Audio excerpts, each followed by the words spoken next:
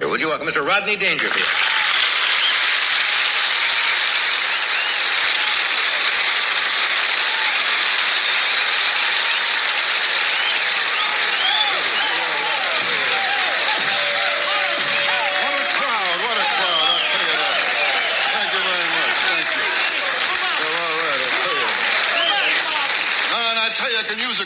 You know? I mean, help me forget Las Vegas. I'm going broke over there. I mean, in Vegas, you gotta go broke. They got slot machines all over, even in supermarkets. I bought a dozen eggs, cost me $442. I tell you, I'm never lucky at gambling, you know? I was in a game show. I won a 20-day cruise in the Bermuda Triangle. I tell you, with me, nothing works out, you know? I'm still heavy. I can't lose any weight. Last week I went nuts. I tried the rice diet. Between meals, kept folding my shirts.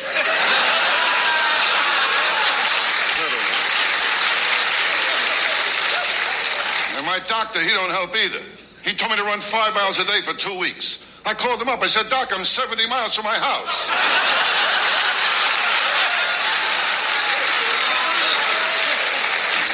What a doctor. Oh, one time I saw him, he gave me sleeping pills. He told me to take them whenever I wake up. And I saw my dentist, too, another beauty. I said to him, Doc, look at my teeth, they're all getting yellow. He told me to wear a brown necktie.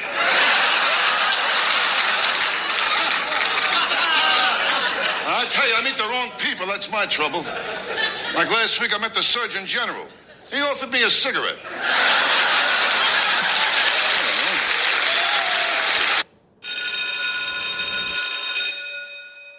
Good morning. It's Saturday, Mickey-Spillane Saturday, August the 12th, and this is The True Conservative. Welcome to all the butchers, bakers, and candlestick makers out there. I'm Ron, your host, and the only true conservative in the United States today. So today, after the Serenity prayer and the patriotic song of the day, we'll have No Free Lunch, The Rape of the Mind, Vivek-Ramaswamy, Loeren-boebert, Gordon-Chang, and the final chapter of I, the Jury. All that and more when I get back.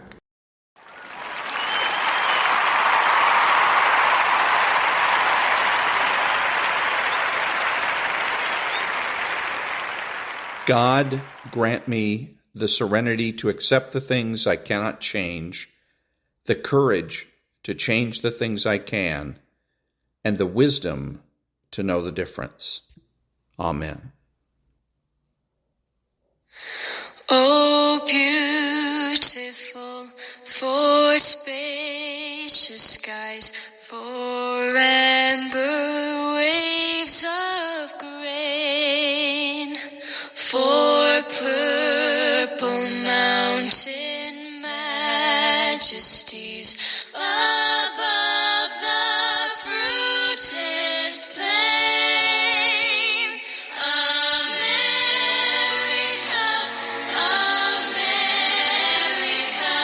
God shed His grace on thee.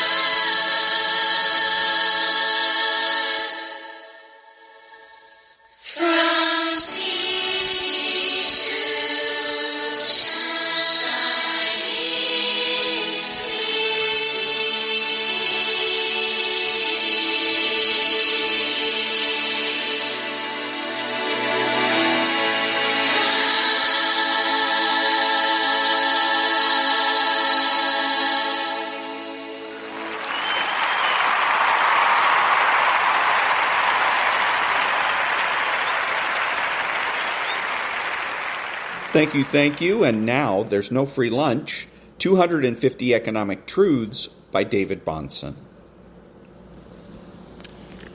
In the realm of public policy, it is important to insist that principle be upheld in the face of expediency.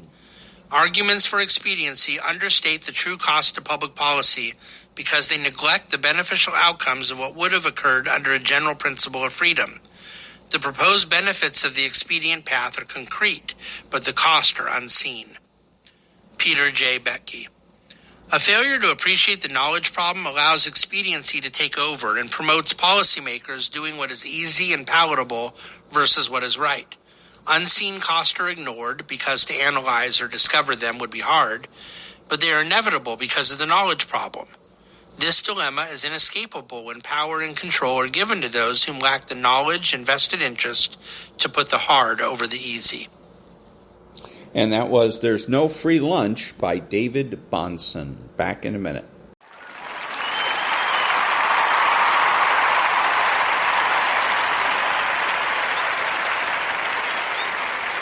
Thank you. Under promise and over deliver. Under promise, over deliver is a strategy for managing the expectations and satisfaction of one's client, customer, boss, electorate, etc. It means that you communicate in ways that downplay what you will actually deliver by the end, and then exceed those expectations by doing more than stated or required. Back in a minute.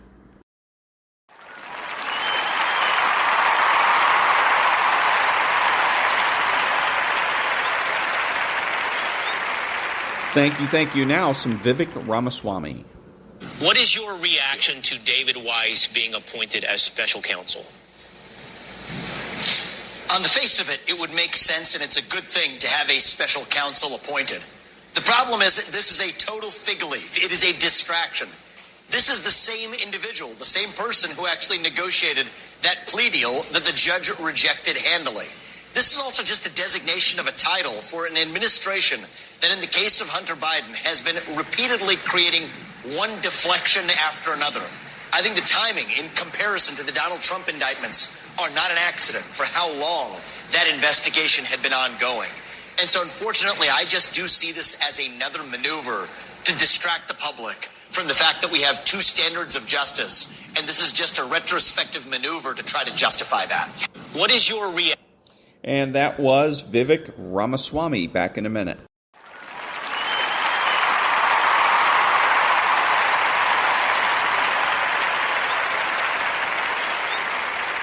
Thank you. And now, the rape of the mind.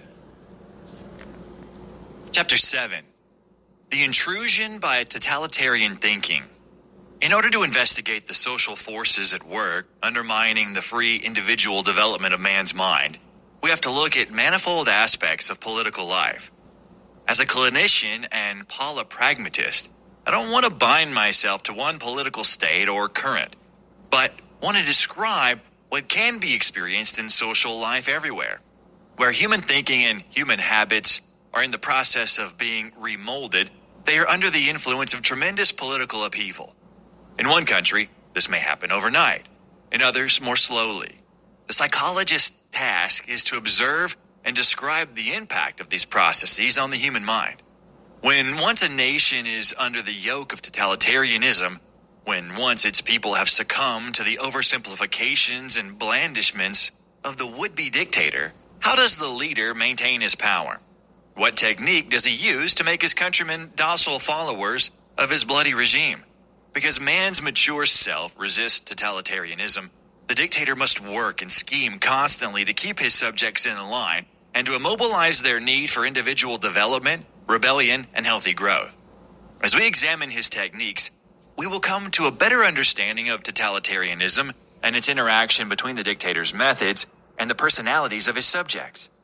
We need this understanding desperately, for we have to recognize that the forces in totalitaria that make humorless robots out of living men can also develop, albeit unwittingly, in the so-called free democratic societies.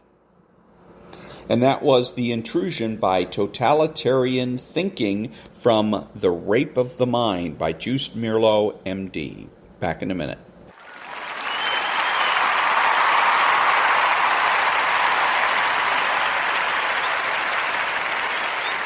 Thank you. And now a little bit of Loeren-Boebert. I want to talk to you about the future of our great nation, because there are things that worry me. I get worried when I see young people advocating for delusional and anti-American economic systems like socialism and communism. I'm worried when I see Chinese Communist Party's spy balloons flying over our nation with a pathetic response by the White House. I'm worried when our foreign policy is in such shambles that it results in the deaths of 13 American heroes while surrendering to the Taliban. Even placing corrupt leaders like Zelensky above the great American people we all swore an oath to serve and protect. I'm worried when the son of the big guy is taking bribes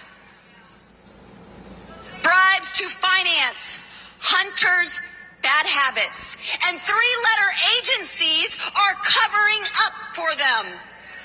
Speaking of, we've seen a lot of weaponization and covering up by these three-letter agencies.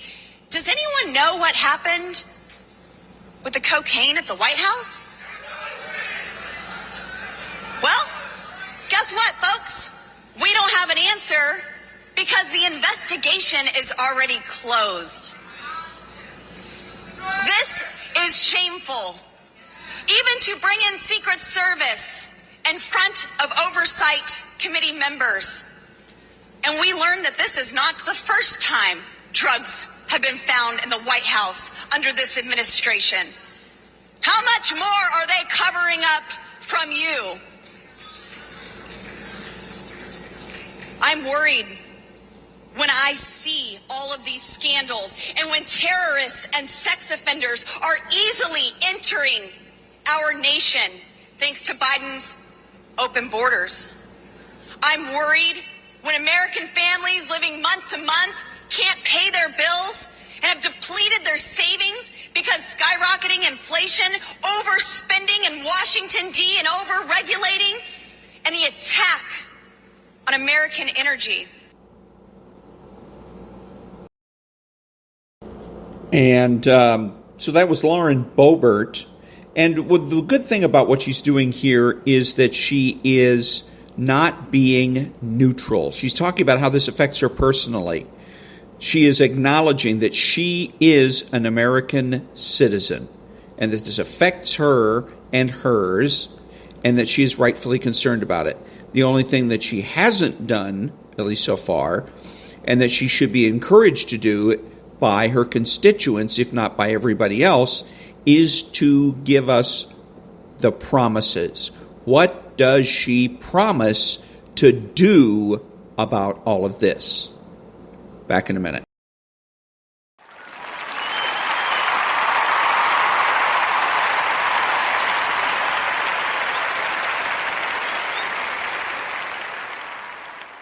Thank you. Now, Gordon-Chang on Newsmax. Secretary of State Antony Blinken issuing a brand new warning today to China after a hacking attempt against the U.S. government. During a meeting in Indonesia, Blinken reportedly told China's diplomat that the hackers will be held, quote, accountable. Officials say the Chinese hackers took aim at specific email accounts in the state and commerce departments, and they had ties to China's military or spy services. Beijing today denying any involvement. Andrew Wood now has the latest reporting from Hong Kong. Well, if China is behind these attacks, then it's certainly not saying so. And I'd say that the spokesman for the Ministry of Foreign Affairs, when he gave his daily media briefing in Beijing, seemed quite peeved about the accusation that the Chinese government might be behind the attacks. He said that America should give a proper explanation of the attacks, and he accused America, chided America, of putting out misinformation or disinformation and fooling or at least confusing the public. Now, the issue of China's ability to wage cyber warfare is something that worries NATO. At its recent summit in Vilnius, it issued a statement noting China's ability to, or cyber abilities, and it said that basically if there were a bad, harmful cyber attack by China, it implied, against a member of NATO, then that could be considered cause to invoke Article 5 of the Washington Treaty. That's the collective self-defense clause, and it means that if there is a bad attack, or the way they were interpreting it, if there's a bad cyber attack, it's as bad as a military attack, and therefore NATO could respond with military force if necessary. Well, the Chinese Foreign Affairs spokesman said that if that's the case, well, he certainly seemed to say that that NATO's cyber defense policy had been hijacked by a certain country. He didn't mention the name, but I do think he meant America. All right, well, with more on this, China expert Gordon-Chang joins us now. He's the author of 2 books, The Coming Collapse of China and The Great U.S.-China Tech War. Gordon, a lot to go through here, and certainly you're the right person to go through it, since you're very well versed in the ongoing war, really, and it has become a cyber war with China. So the U.S. says that the hackers were linked to China's military or spy agency. What we know is that they were able to get into the Microsoft accounts, into the State Department, from what we understand, what we're told, and I believe the U.S. Commerce Department. What does this signal to you? And this is just what we know. I mean, we know every day China is trying to hack into our infrastructure, into our military, into the Pentagon, into our federal government. Beijing won't admit to it. But what do we know thus far? What is this signal to you? And what action do you think the Biden administration will take, or at least should take, in response? Well, the Biden administration should start imposing costs on China. And it's not just the Chinese military. We've indicted Chinese military officers before for hacking, but they'll never see the inside of a federal courtroom. What we need to do is say, look, the Chinese military reports to the Communist Party. Communist Party runs China. So let's start imposing some sanctions on the Communist Party and make them hurt. If we do that, we have a chance of stopping this. But we have to impose costs that are greater than the benefits that China gets from hacking. China gets substantial benefits from these cyber attacks. So we have to have some political will. We just have not been able to demonstrate that in this administration or in previous administrations. So China continues to hack. Yeah, and China's foreign ministry says, and this is really not surprising, this is kind of the party line, right, that the U.S. is spreading false information to divert attention. We've heard this so much from China, that it's disinformation from the U.S. government. I mean, that's what we're seeing more so. But as far as sanctions, why do you think we're not doing that? I mean, we have before in the past. Is it an economic issue? Is it just a failure to put pressure on the Chinese government and Xi Jinping, or is there something more nefarious going on? The Biden administration believes that we need to maintain these open lines of communication. And it also believes, although it won't say this, that if we do impose those costs, they just won't talk to us. And so they won't impose those costs.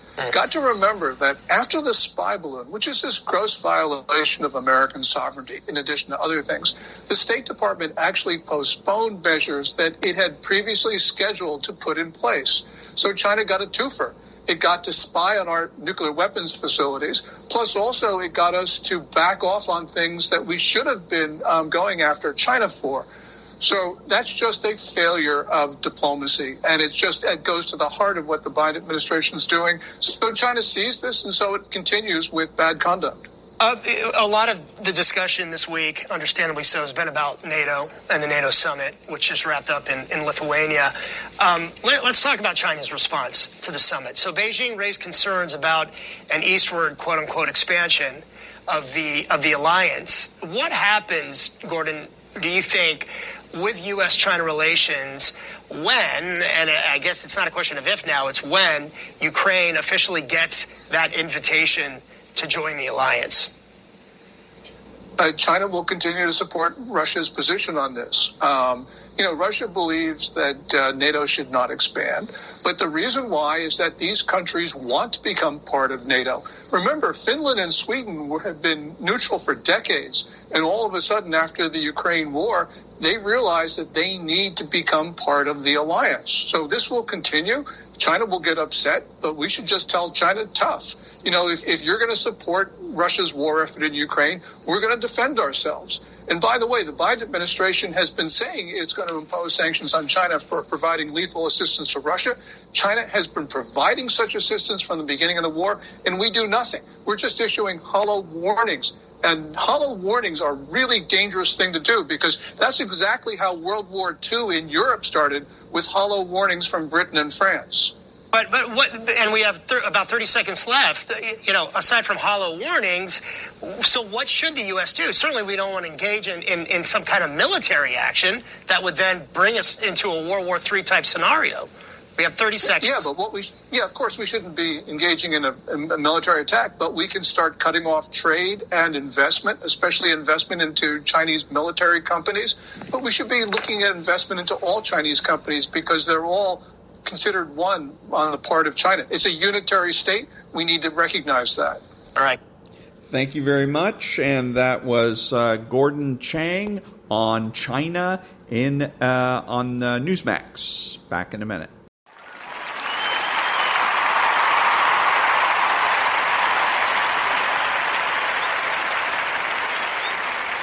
Thank you. And now, I, the Jury by Mickey-Spillane.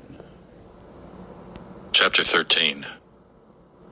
Sunday was a flop. It opened with the rain splattering against the windows and the alarm shattering my eardrums. I brought my fist down on the clock, swearing at myself because I set it automatically when I didn't have to get up at all. This was one day when I didn't have to shower or shave. I burned my breakfast as usual and ate it while I was in my underwear. When I was stacking the dishes, I glanced at myself in the mirror, and a dirty, unkempt face glared back at me. On days like this, I looked my ugliest. Fortunately, the refrigerator was well stocked with beer. I pulled out 2 quarts, got a glass from the cabinet, a spare pack of butts, and laid them beside my chair. Then I opened the front door, and the papers fell to the floor.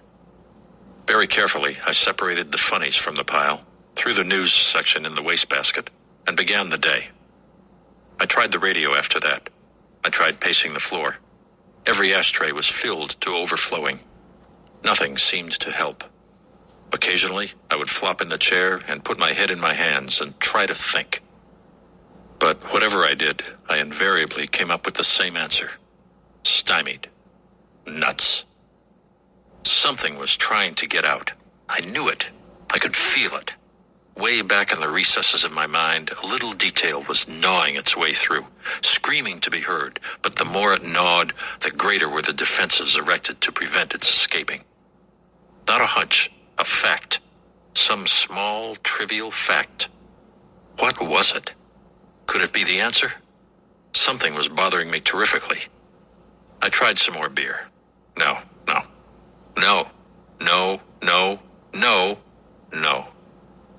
The answer wouldn't come.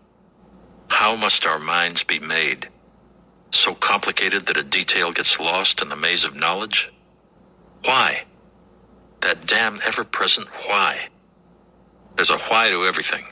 It was there, but how to bring it out? I tried thinking around the issue. I tried to think through it. I even tried to forget it, but the greater the effort, the more intense the failure. I never noticed the passage of time. I drank, I ate, it was dark out, and I turned the lights on and drank some more. Hours and minutes and seconds, I fought but lost. So I fought again. One detail. What was it? What was it? The refrigerator was empty all of a sudden, and I fell into bed exhausted. It never broke through. That night, I dreamed the killer was laughing at me. A killer whose face I couldn't see.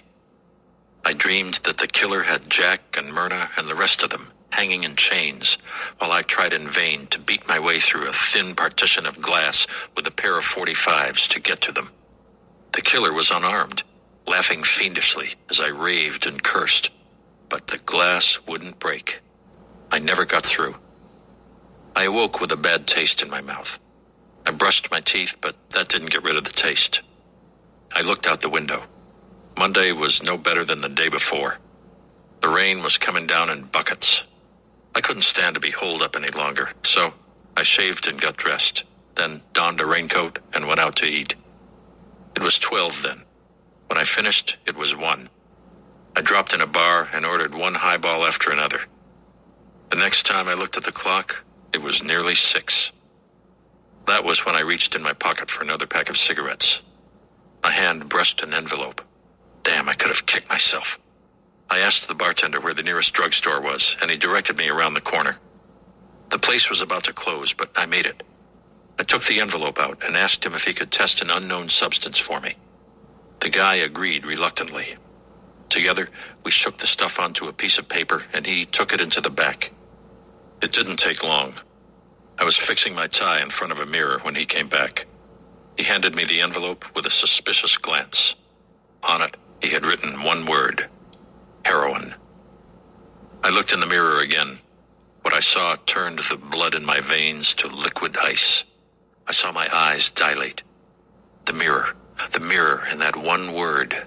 I shoved the envelope into my pocket viciously and handed the druggist a fin. I couldn't talk. There was a crazy job bubbling inside me that made me go alternately hot and cold. If my throat hadn't been so tight, I could have screamed. All this time, not time wasted, because it had to be this way. Happy. How could I be so happy? I had the why, but how could I be so happy? It wasn't right. I beat Pat to it after all. He didn't have the why. Only I did.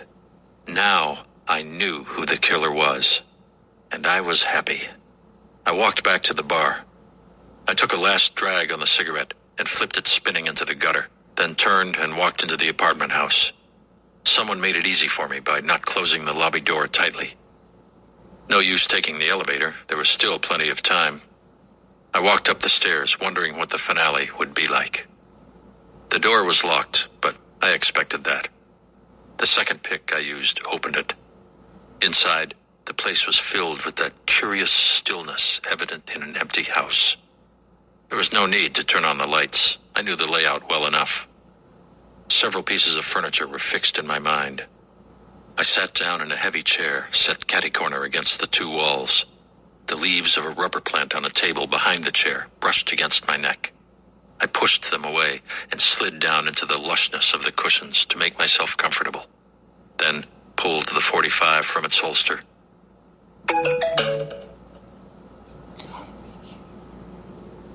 From its holster and snapped the safety off. I waited for the killer. Yes, Jack, this is it. The end. It took a long time to get around to it, but I did. I know who did it now. Funny the way things worked out, wasn't it? All the symptoms were backwards. I had the wrong ones figured for it until the slip came. They all make that one slip. That's what the matter is with these cold-blooded killers. They plan, oh, so well, but they have to work all the angles themselves, while we have many heads working the problem out. Yeah, we miss plenty, but eventually someone stumbles on the logical solution. Only this one wasn't logical. It was luck. Remember what I promised you? I'd shoot the killer, Jack, right in the gut where you got it. Right where everyone could see what he had for dinner. Deadly, but he wouldn't die fast. It would take a few minutes. No matter who it turned out to be, Jack, I'd get the killer. No chair, no rope, just the one slug in the gut that would take the breath from the lungs and the life from the body. Not much blood, but I would be able to look at the killer dying at my feet and be glad that I kept my promise to you. A killer should die that way. Hard, nasty. No fanfare, except the blast of an unsilenced .45 going off in a small, closed room. Yeah, Jack, no matter whom it turned out to be, that's the way death would come. Just like you got it. I know who did it. In a few minutes, the killer will walk in here and see me sitting in this chair. Maybe the killer will try to talk me out of it. Maybe even kill again. But I don't kill easy. I know all the angles. Besides, I got a rod in my fist, waiting. Before I do it, I'll make the killer sweat and tell me how it happened, to see if I hit it right. Maybe I'll even give the rat a chance to get me. More likely not. I hate too hard and shoot too fast. That's why people say the things about me that they do. That's why the killer would have had to try for me soon. Yes, Jack, it's almost finished. I'm waiting. The door opened. The lights flicked on. I was slumped too low in the chair for Charlotte to see me. She took her hat off in front of the wall mirror. Then she saw my legs sticking out. Even under the makeup, I could see the color drain out of her face. Yes, Jack, Charlotte. Charlotte the beautiful. Charlotte the lovely. Charlotte who loved dogs and walked people's babies in the park. Charlotte whom you wanted to crush in your arms and feel the wetness of her lips. Charlotte of the body that was fire and life and soft velvet and responsiveness.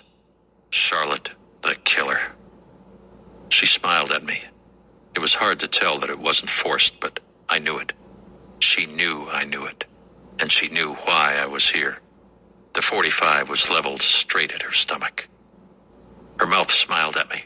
Her eyes smiled at me, and she looked pleased, so glad to see me, just as she had always been. She was almost radiant when she spoke. Mike, darling. Oh, baby, I'm so glad to see you. You didn't call like you promised, and I've been worried. How did you get in? Oh, but Kathy is always leaving the door open.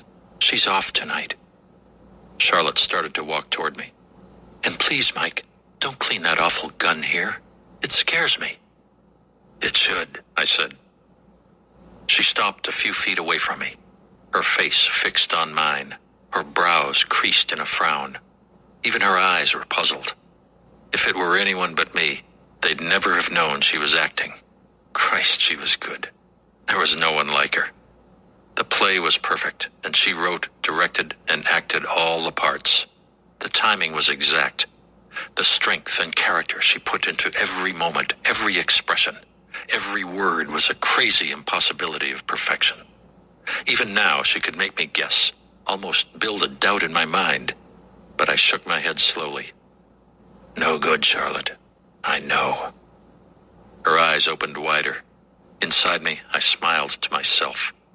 Her mind must have been racing with fear. She remembered my promise to Jack. She couldn't forget it. Nobody could, because I'm me, and I always keep a promise. And this promise was to get the killer, and she was the killer, and I had promised to shoot the killer in the stomach. She walked to an end table and picked a cigarette from a box, then lit it with a steady hand. That's when I knew, too, that she had figured an out. I didn't want to tell her that it was a useless out. The gun never left her a second. But no, I said. Let me tell you, Charlotte. I was a little slow in catching on, but I got it finally. Yesterday, I would have dreaded this, but not now. I'm glad. Happier than I've been in a long time. It was the last kill. They were so different, so damn cold-blooded that I had it figured for a kill-crazy hood or an outsider. You were lucky. Nothing seemed to tie up. There were so many complications. It jumped around from one thing to another, yet every one of those things was part of the same basic motive. Jack was a cop. Someone always hates cops, especially a cop that is getting close to him. But Jack didn't know just who he was getting close to until you held a rod on him and pumped one into his intestines. That was it, wasn't it? She looked so pathetic standing there. Twin tears welled up and rolled down her cheeks. So pathetic and so helpless. As though she wanted to stop me, to tell me I was wrong, to show me how wrong I was. Her eyes were pools of supplication, begging, pleading. But I went on. It was you and Hal at first. No, just you alone. Your profession started it. Oh, you made money enough, but not enough. You're a woman who wanted wealth and power. Not to use it extravagantly, but just to have it. How many times have you gone into the frailty of men and seen their weaknesses? It made you afraid. You no longer had the social instinct of a woman, that of being dependent upon a man. You were afraid, so you found a way to increase your bank account and charge it to business. A way in which you'd never be caught, but a dirty way. The dirtiest way there is, almost. The sorrow drifted from her eyes, and there was something else in its stead. It was coming now. I couldn't tell what it was, but it was coming. She stood tall and straight as a martyr, exuding beauty and trust and belief. Her head turned slightly, and I saw a sob catch in her throat. Like a soldier. Her stomach was so flat against the belt of her skirt. She let her arms drop simply at her sides, her hands asking to be held, and her lips wanting to silence mine with a kiss. It was coming, but I dared not stop now. I couldn't let her speak, or I would never be able to keep my promise. Your clientele, it was wealthy, proud. With your ability and appearance and your constant studies, you were able to draw such a group to you. Yes, you treated them, eased their mental discomfortures, but with drugs. Heroin. You prescribed, and they took your prescription to become addicts, and you were their only source for the stuff, and they had to pay through the nose to get it. Very neat. So awfully neat. Being a doctor, and through your clinic, you could get all the stuff you needed. I don't know how your delivery system worked, but that'll come later. Then you met Hal Kynes, an innocent meeting, but isn't that the way all things start? That's why I had trouble with the answer. It was all so casual. You never suspected him of his true activities, did you? But one day, you used him as a subject for an experiment in hypnosis, didn't you? He was a fool to do it, but he had no choice if he wanted to play his role. And while he was under hypnosis, you inadvertently brought to light every dirty phase of his life. You thought you had him then. You told him what you had discovered, and were going to fit him into your plans. But you were fooled. Hal was not a college kid. He was an adult with a mature, scheming mind who could figure things out for himself. And he had already caught wise to what you were doing and was going to hold it over your head. All you got out of that was a stalemate. Remember the book on your shelf, Hypnosis as a Treatment for Mental Disorders? It was well thumbed. I knew you were well versed in that angle, but I never caught on until yesterday. She was standing in front of me now. I felt a hot glow go over me as I saw what she was about to do. Her hands came up along her sides, pressing her clothes tightly against her skin, then slowly ran under her breasts, cupping them. Her fingers fumbled with the buttons of the blouse, but not for long. They came open, one by one. You and Hal held on tightly, each waiting for the other to make a break, but there was too much of a risk to take to start anything. That's where Jack came in. He was a shrewd one. That guy had a brain. Sure, he helped Hal out of a small jam, but in doing so, something aroused his suspicions. And all the while he pretended to be helping Hal with his work, he was really investigating him. Jack found out what Hal was up to, and when by accident he met Eileen, she confirmed it. Jack knew about the show through her, and since Hal was the brains of the outfit, knew too that he would be there. But let's jump back a little bit. Jack wanted to see you about something during the week. You yourself told me that. No, Jack didn't suspect you, but he thought that since you were connected with him through the school and the clinic, you might be able to keep tab on him. But the night of the party, you saw the yearbooks Jack had collected and knew why he had them. And you were afraid that if he exposed Hal, the guy would think you had something to do with it and turn you in too. So you came back. When your maid went back to sleep, you simply detached the chime behind the door and left, being careful not to be seen. What did you do, swipe Jack's key to the place before you left? I don't doubt it. Then you got him in the bedroom. You shot him and watched him die. And while he tried to pull himself toward his gun, you made a psychological study of a man facing death, telling the story and drawing the chair back inch by inch until his body gave up. Then you went home. That was it, wasn't it? No, you don't have to answer me, because there could be no other way. Now there were no more buttons. Slowly, ever so slowly, she pulled the blouse out of her skirt. It rustled faintly, as silk does against wool. Then the cuff snaps, and she shrugged the blouse from her shoulders and let it fall to the floor. She wore no bra. Lovely shoulders, soft curves of hidden muscles running across her body, little ripples of excitement traversing the beautiful line of her neck, breasts that were firm and inviting, soft yet so strong. She was so pretty, young and delicious and exciting. She shook her head until her hair swirled in blonde, shimmering waves down her back. But in the yearbooks you took from Jack's apartment were notations about Eileen. Her picture was in one, too, with Hal's. You knew that murder didn't stop there and saw how to cover one killing by committing another. You told Hal what you found and sent him to threaten Eileen and followed him in. Then, while the show went on, you killed them both, thinking that the murders would have to be hushed and the bodies disposed of by the others in the syndicate if they wanted to continue operation of the call house. You were right there. Somebody would have taken care of the matter if we hadn't come along so fast. When we crashed the joint, you saw the madam run for it and followed her, and she never knew it, did she? How damn lucky you were.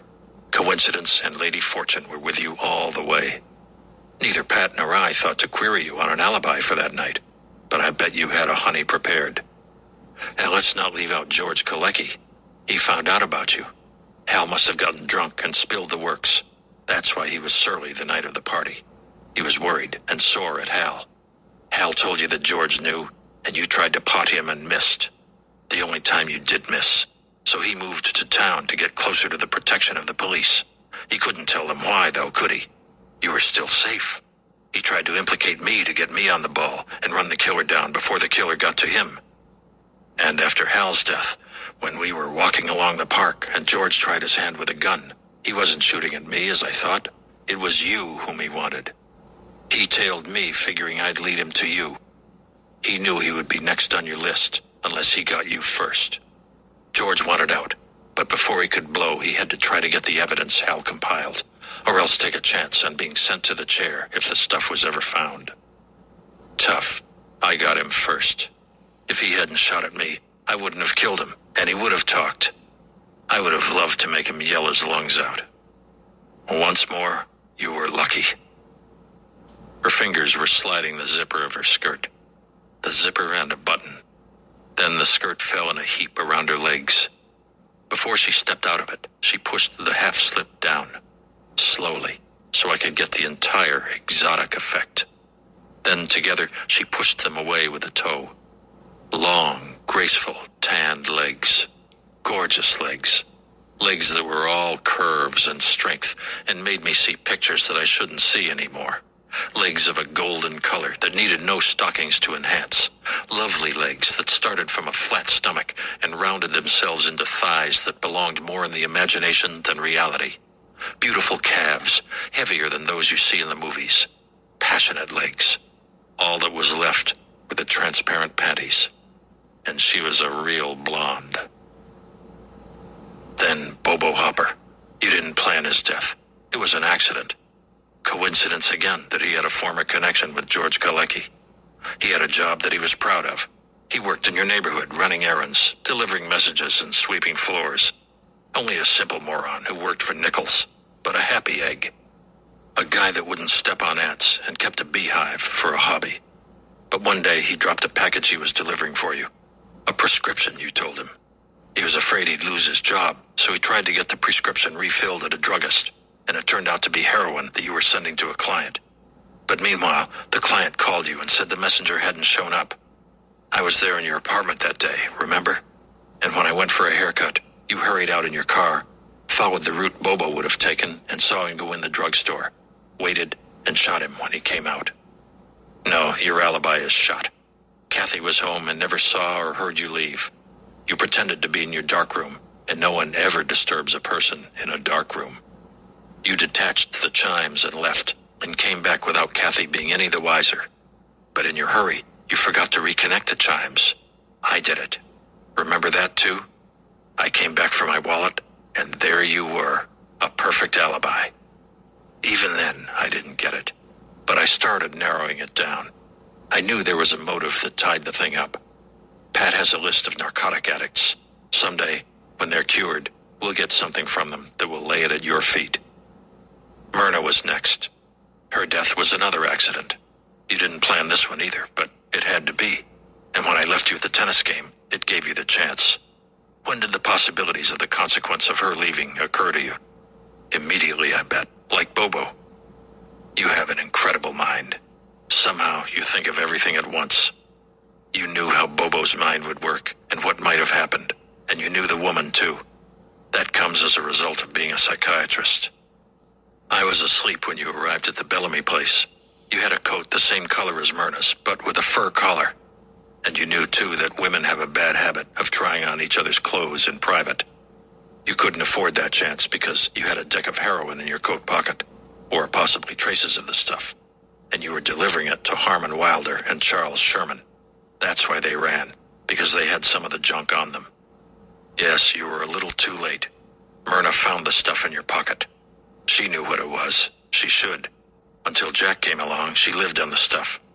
You found her with it in her hand and shot her. Then you took off your coat, threw it on the bed with the others, and put Myrna's on her while she lay there on the floor.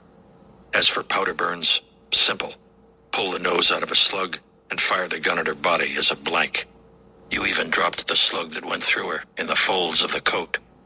Have you burned your coat yet? I bet, since it had powder burns on it. But some of the blue fibers were still under her fingernails from a coat the same color as yours. That and the mirror was the final clue. That and the heroin you missed. A girl stands in front of a mirror for just one thing, especially in a room full of clothes. I don't know where you get your luck, Charlotte. You came in while the bartender went for a drink, but you couldn't afford to be seen going out. Not after you committed a murder.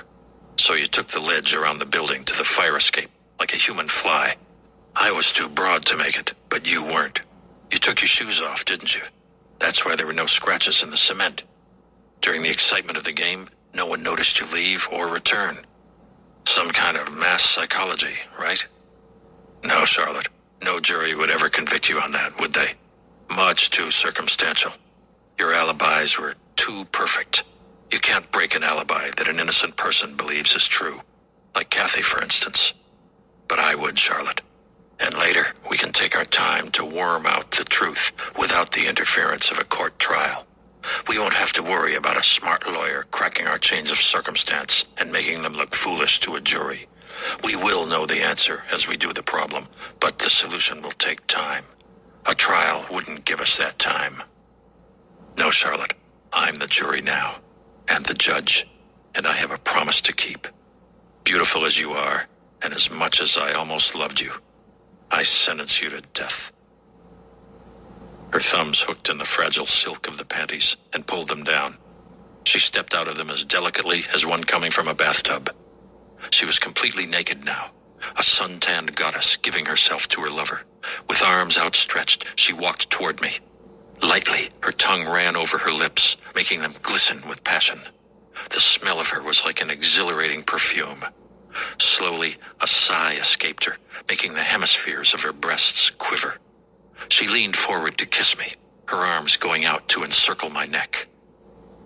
The roar of the .45 shook the room. Charlotte staggered back a step. Her eyes were a symphony of incredulity, an unbelieving witness to truth. Slowly, she looked down at the ugly swelling in her naked belly where the bullet went in. A thin trickle of blood welled out. I stood up in front of her and shoved the gun into my pocket. I turned and looked at the rubber plant behind me. There, on the table, was the gun, with the safety catch off and the silencer still attached.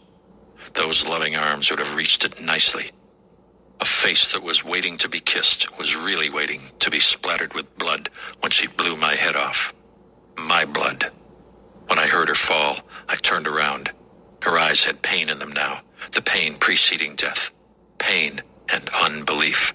How could you? She gasped. I only had a moment before talking to a corpse, but I got it in. It was easy.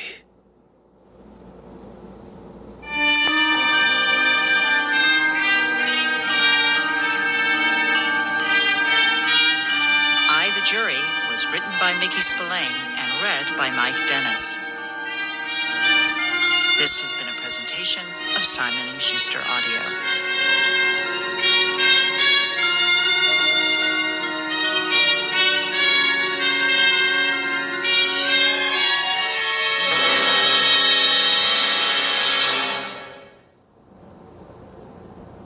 And that was the final chapter of Mickey Spillane's I, the Jury. I played it because, again, Ayn Rand, in her book, she wrote a book called not the Capitalist Manifesto, but the Romantic Manifesto. It's about art. And one of her favorite authors is Mickey Spillane. So that's one of the reasons that I wanted to... this is the first time I've heard it or read it. I've never read this book before. And so somewhat... I'm a little bit confused. I'm not sure exactly what I don't think I understand what she saw in Mickey Spillane's writing, and specifically the Mike Hammer series. So, but anyways, there it is, and I think that's going to be the final, the one and only time I'm going to play a Mickey Spillane book. So, back in a minute.